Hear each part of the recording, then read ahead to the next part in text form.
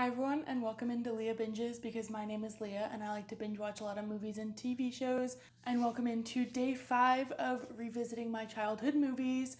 Today we are going to be covering one of the Disney Channel original movies, Dadnapped, which I know this has some of the worst reviews for any Disney Channel movie. It has a 4.8 out of 10 on IMDb, 45% on Rotten Tomatoes, and a 2.2 out of 5 on Letterboxd. So pretty low reviews, even for a Disney Channel movie. I actually think I've seen it on a list of some of the worst Disney Channel original movies, but it stays iconic in my mind. This actually was one of my favorites when I was younger. I actually kind of forgot about it for a while until I got access to Disney Plus again a couple years ago, and I found it again among the Disney Channel original movies, and I was like, damn, I totally forgot about this movie. It's kind of crazy that it's reviewed so low because the cast was stacked for Disney Channel, honestly. We had Emily Osment, Jason Earles, David Henry, Phil Lewis, who was Mosby from Sweet Life of Zack and Cody. All of these are super popular Disney Channel stars for the time when the movie was released, so it's kind of shocking to me that it ended up with such low ratings. We start with the standard opening to every Disney Channel movie. A Get Ready compilation with a teen girl who is our main character, with, as Danny Gonzalez would say, bland pop music playing in the background. Our main character goes to school where everyone is obsessed with her dad and his book series based on the main character Trip Zoom. He's basically a spy superhero, kind of described as MacGyver because he can get himself out of any trap with nothing but floss, which is his catchphrase. Like throughout the movie, everyone will be like, floss. Interesting blend of plots and characters, honestly. That's like his thing. The dad apparently used to be a dentist, which is crazy to me because these books are super popular in the universe, but it's exactly the kind of thing that people would have been made fun of when I was in high school. Like a superhero book with illustrations, his catchphrase is floss. This shit is so corny. I mean, like what you like, because I like some corny stuff, so no hate for liking corny things, but they're acting like it's the equivalence of like the Hunger Games or Harry Potter level popularity, and I do not see that happening in real world circumstances. The first 20 minutes of the movie, they really try and drive home the severity of the situation being the fact that Melissa is trapped by these books. Everywhere she goes, someone is talking about the books, or she sees ads for the books. People yell floss at her everywhere she goes, and she's incredibly annoyed and frustrated with this. Please tell me this is a joke. It's Trip rules! She will roll her eyes every time someone mentions the book or the character. She actually spends the whole movie basically hallucinating the main character of the books, Trip Zoom, because she's haunted by them. And she's like, well, you've taken over my life. So now she's hallucinating him even. This is marketed as a family movie, and it's honestly a horror movie because Melissa is slowly losing her mind being tormented by this man with perfect teeth and dental hygiene. Should have been a horror movie. We learn that her dad is super busy with the book and brand deals. Dad's just been busy with writing and the Trip Zoom parades and that new ice cream flavor. Really hammering home the idea that Neil, aka Melissa's dad, is borderline neglectful. He's almost never home because he's always working on a book or a tour or some brand deal. Everything is supposed to change this weekend because Melissa is going on a camping trip with her dad, and she's really looking forward to it. I just can't stop talking about it. I know you've been looking forward to this camping trip for a long, long time. But all her dad can talk about throughout the whole weekend is just the book and the character. The mom even warns Neil that this trip is incredibly important to his daughter and he needs to be there for her and spend some quality time with her, but he's completely oblivious. Melissa, your daughter, you might want to ask how she is. It's why you have to do everything humanly possible to make this the best father-daughter trip ever. If you can't tell, I'm a Neil hater through and through. And we'll really be emphasizing this throughout the movie because it genuinely baffles me every time he opens his mouth and says something that's so stupid. Things are looking optimistic in the car. Melissa tells Neil how much she has been looking forward to this trip. I'm just really excited about this camping trip. And Neil promises that he will be all hers. I am 150% yours. Despite this, the trip is immediately derailed when Neil tells Melissa that they need to make a small stop at the Trip Zoom convention where he will judge a contest before they go on their camping trip. We might need to think just a teeny little switch on that. It's just after we make a quick pit stop at the Mercury Zoom convention. The contest includes fans of the book creating their own costumes and inventions to prove if they are Zoom enough. The winner of the best invention of the contest is given a signed copy of the next book and will also be written into the book as their own character. Melissa is clearly disappointed in this. She objects. You can't make a switch. We made plans. Dad, no. Neil stops anyway because he can't let his fans down. Oh, these are my grassroots fans, the real Zoomers. How about letting your daughter down? You know, your daughter who you haven't seen in a while and has already made it very clear to you how important this trip is to her. How about letting her down? When we pull up to the hotel, it's kind of in the middle of nowhere, very weird and run down. They put this like grainy filter over the environment so it looks very dusty and dirty. I don't know what this was about. I think they were supposed to be like in the middle of the desert in Arizona or something, but it makes it seem like the fans haven't showered in days. I mean, that also is emphasized by like the goop that's being thrown around all movie, but it like really makes the fans look very weird. Neil is basically being given the royal treatment by the hotel manager. He's thrilled to be surrounded by his fans. We get to learn more about the book and nothing makes sense. The fans are all consistently testing their inventions, costumes, and experiments, which include the goop that I mentioned earlier. It's like goop glop slime. It's thrown around all movie. It basically looks like compost, and it's really disgusting considering they never explain what it is, and none of the inventions have any cohesion. What the hell is the plot of the books? I need to know. We're introduced to the trio, Andre, Wheeze, and Sheldon. They are obviously planning something. They're fans of the books at the convention. Welcome to the little... Close it down and return to the roost. We're also introduced to these two bozos throughout the movie, Skunk and Maurice. They are brothers and they're also obviously planning something. Skunk is a clear fan of Neil and gets his autograph, whereas Maurice tells him to stop messing around. Maurice, look, he signed it. Would you stop jumping around like a baby gorilla? We are not here to get autographs. The competition is hijacked and the hotel is evacuated because the trio pumped the air full of onion juice. This was their brilliant idea. Melissa and her dad are separated because she was outside talking to her mom while this all happened. In traffic? Oh, he did it again, didn't he? Yeah, he did. He did it again. How many times has he done this? Oh my God, I hate this man. I hate this man. The evacuation was a distraction. Neil is kidnapped by the trio, pulled into a van, and wrapped in dental floss. They also shove a dirty sweat sock in his mouth. Stuff him! Dirty sweat sock. You wrote it, we do it. That's disgusting. Don't do that. For the next 20 minutes or so, hijinks ensue because Neil has been kidnapped by the trio. Melissa teams up with Merv to follow the trio and look for her dad. The two bozos from earlier are also on the hunt for Neil, so they start following Melissa to find Neil. Melissa calls her dad and starts complaining about him disappearing. He's super defensive on the phone. I can't believe he did this to me, Dad. It's so typical. What? I didn't do anything. Everything's not always my fault, you know. Wheeze jumps in on the call and says that they have one demand and he will be released. As soon as he agrees to our one demand, he's home free. Wheeze and Melissa are basically like flirt fighting throughout this whole movie and phone call. They discover who each other are. It's Nimrod. Nimrod, real mature. Word wham guy, it's you. You're Neil's daughter? Because they ran into each other at the hotel earlier, Watch where you're going, Nimrod. Nimrod? Very mature. where they discovered that they both like the game Word Wham, which is basically the in-universe version of Scrabble, but like a little bit more complex because you can like stack letters. Neil sees that the library book that Andre is reading is due today You know that book is due today. and tells the kids that they have to pay a fine for every day the book is past due. The trio freak out and go speeding over to the library. So you have to pay a fine every day it's late. Are you serious? Yeah. Where were they originally headed? I don't know, but they go over the library now. Upon reaching the library, they agree to let Neil go after showing them the book splat trip trap, which is complete nonsense.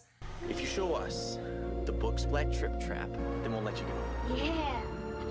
It basically includes putting a mousetrap with slime in a book. When it opens, the slime goes all over the person's face, and that's it. Melissa sneaks up on the trio plus her dad. She investigates the book they put up, getting her face covered in slime. Forgot to mention, she's being guided through this whole process by the hallucination of Trip Zoom. He pops in and out here and there. Hey, just get him, grab him, and go. The boys find this hilarious. Neil introduces the trio to Melissa, says they're having a blast because the trio is like really true fans, and he's just loving the fact that they're fans of his book. You're having a blast. These kids are great. And total 100% fans. Yeah. They kidnapped you, dude. This is Stockholm Syndrome at best, and I think Melissa would prefer that over learning you would prefer to hang out with 3 strangers over her. Wheeze tries to be polite. He tells Melissa to lighten up. Melissa says it's supposed to be her vacation. More flirt fighting ensues. Wheeze? I think we got off on the wrong foot here. You think? Well, wheeze. You smell nice. I do? Oh, thanks. It's my gloss. Of course, we need some sort of romance in every Disney Channel original movie. There is like 5 plots going on right now, and yet somehow we need a romance. Melissa drags her dad out of the library. He seems disappointed to be leaving the trio. Melissa tries to explain why she's upset, says that Trip is always getting in the way. You just don't get it.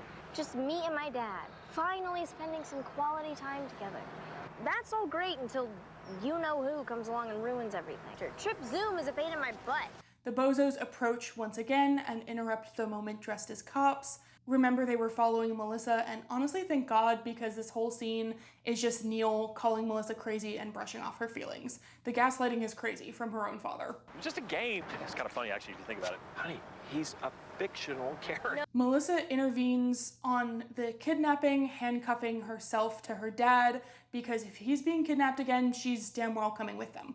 What? I just got you back. I'm not losing you again. The trio witnesses the second kidnapping, realizes something is wrong, and decides to follow them. They attempt to call the police, but they are brushed off. The same thing happened to Melissa earlier when she tried to call the police.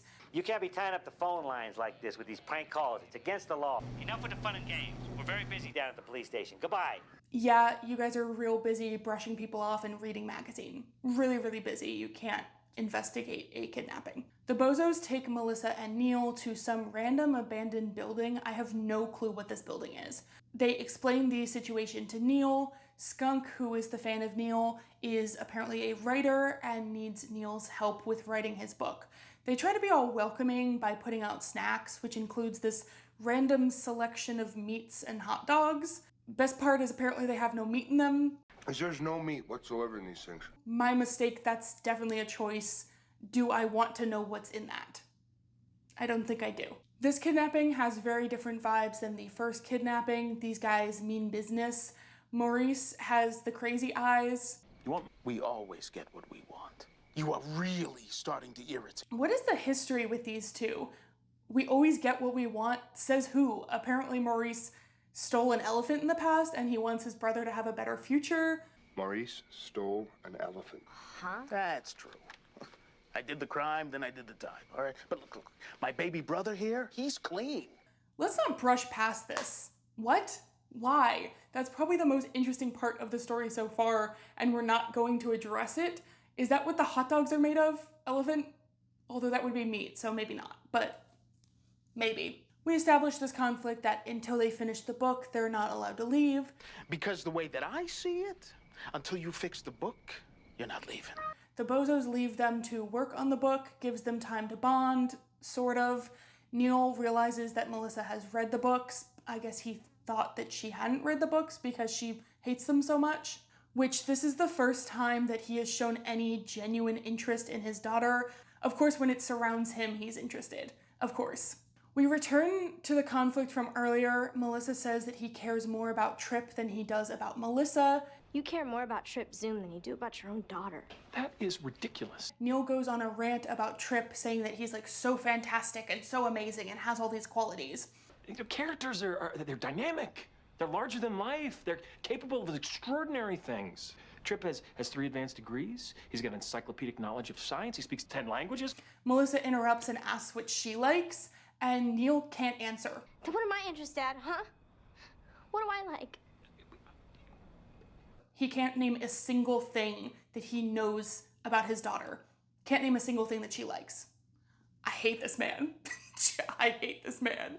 Melissa lists off her achievements and Neil doesn't know a single one of them. Like everything she lists, he's like, oh my God, that's so great. How about the time I won Middle School Creative Writing Award? You won a writing contest? That's great, Melissa. 2 years in a row, Dad. Dude, how absent have you been? Not only did you not attend these events, you don't even know they happen. And then you have the audacity to say earlier that you have never let her down. When have I not come through for you? The self-importance, the self-importance. The trio plan a rescue mission. They set off a siren sound effect, scaring the bozos and making them move Melissa and Neil. They shove them back into the van, they go driving off. The bozos realize they're being followed. They throw things out the back of the van and run the trio off the road. The trio is now stuck in a pothole. They end up having to walk for the rest of the trip, which has got to be crazy. That would have taken days probably because they're kind of in the middle of nowhere. Neil scolds the bozos for harming the kids. They need to stop for gas, so Melissa says she has to go to the bathroom. You don't like me very much, do you? You're the bad guy. Well, maybe I'm the confused, likable bad guy. Dude, no, you literally kidnapped her. You're not lovable in her eyes. She had pocketed a Zoom book earlier. She pulls out a page and circles presidential with her lip gloss, hangs it on the mirror. On her way out, she drops the coat she was wearing with toilet paper leading to the bathroom door, basically leading people to the clue that she left. How dumb are Dumb and Dumber? You guys didn't notice the incredibly obvious trail of toilet paper leading people to the bathroom. This is such a transparent plan that goes off flawlessly, apparently. The trio reach the gas station while walking. They see Melissa's clues.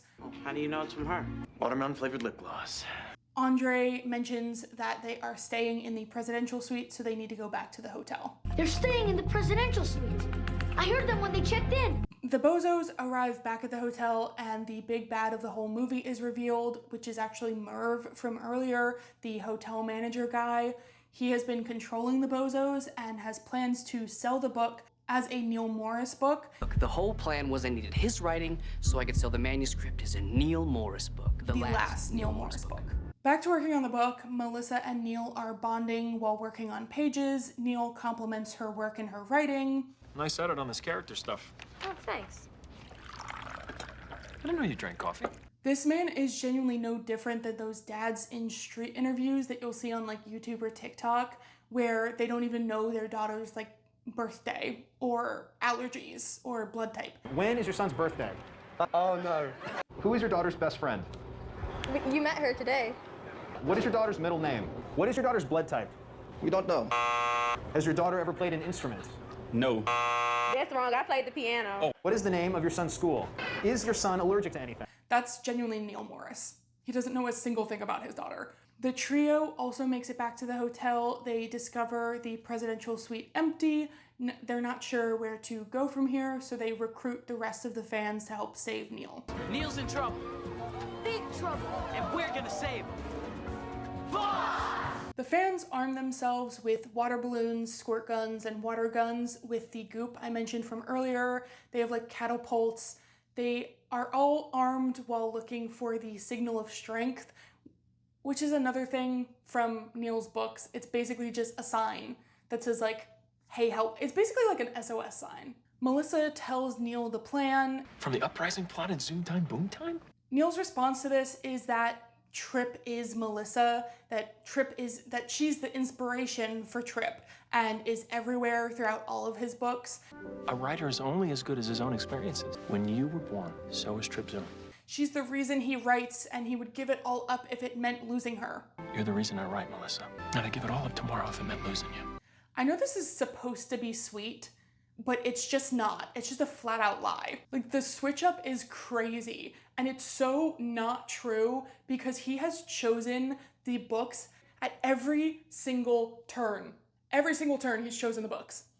For the sake of their relationship, I will agree with the statement that she is the motivation behind him deciding to write, but she absolutely cannot be the inspiration for the character himself considering you do not know a single thing about her. How can you say Trip is based off you and then not know that she drinks coffee and not know that she was in a writing competition? You don't know any. He can't be inspired by her. Oh my God. I'm gonna lose it. The bozos lock Melissa in the bathroom where she decides to pull down the shower liner. She smears random bathroom products on it to create a Z. She puts it out the window, signaling the fans. They see the signal, rally to the window. Hey guys!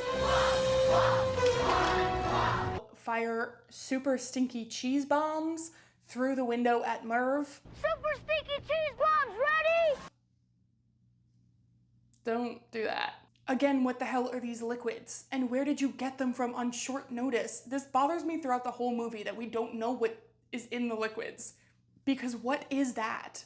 What is that? Merv tells the goons to move Neil and Melissa. They try to escape. They're cut off at the exit by fans.